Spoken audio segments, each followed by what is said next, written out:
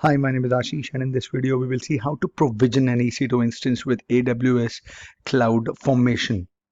In this video we will see about AWS Cloudformation and how it can be used to create and provision cloud infrastructure resources in AWS. I'm sure by the end of this tutorial we will be able to provision an EC2 instance on AWS with a simple text file.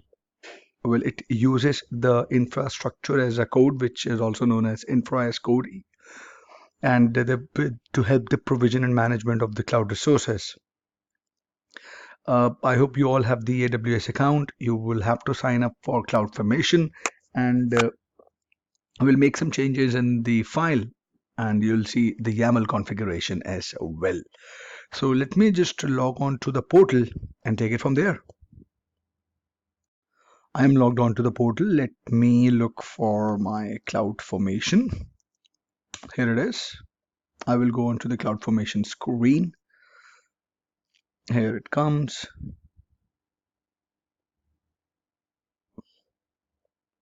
Take a while. And I will open up my Notepad++ and will copy paste the code. It is a YAML code. Let me save this file. We'll save it on EC2 lab.yaml. I'm saving it on desktop. Here it is. It is in YAML format. Make sure that indentation, inlining, and linting should be correct.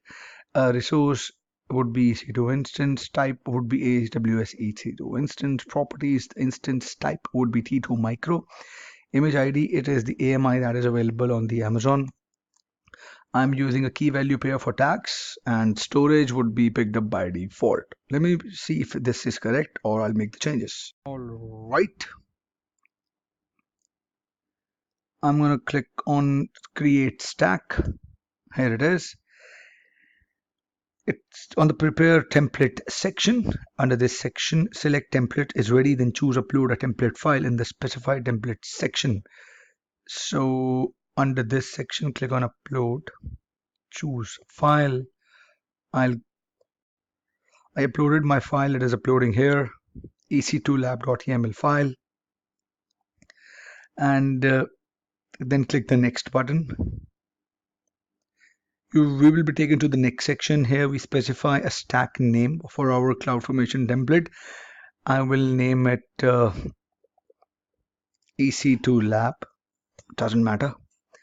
There are no parameters. I'm not asking for any parameters here. Now once we're done with the naming of the stack, click on the next button to proceed. Wonderful. We will be taken to the configure stack options page. The tags, permissions, and the advanced options sections are outside the scope of this video as of now. I will tell them in detail. In advanced section, you have the stack policy, rollback, notification options, so on and so forth. Now we'll click on next. It says the template URL. Here is my template is stored.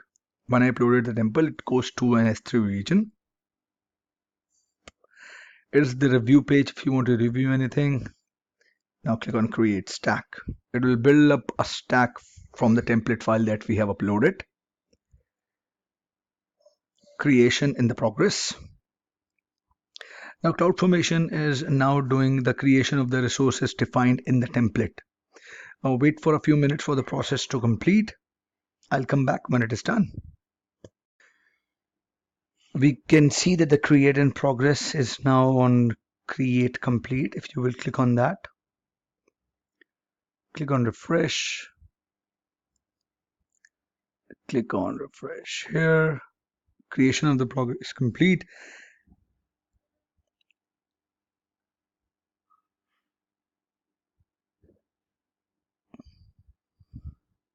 Now if you will go to my EC2 section,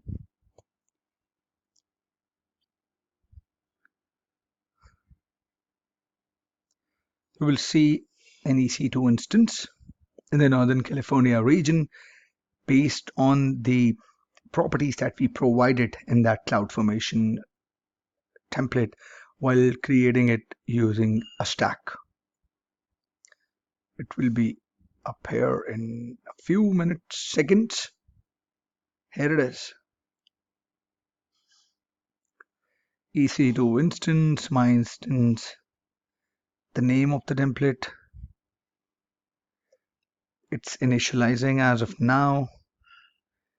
I didn't mention all these things. All these things can be mentioned in the template while you are configuring it. The VPC, it has picked up the default VPC, the zone type, and your root device, how you monitoring alarm status, SNS notification, and so on and so forth. So I hope this was helpful for all of you guys. I'll see you in the next video, and please do not forget to subscribe to my channel. Have a great day.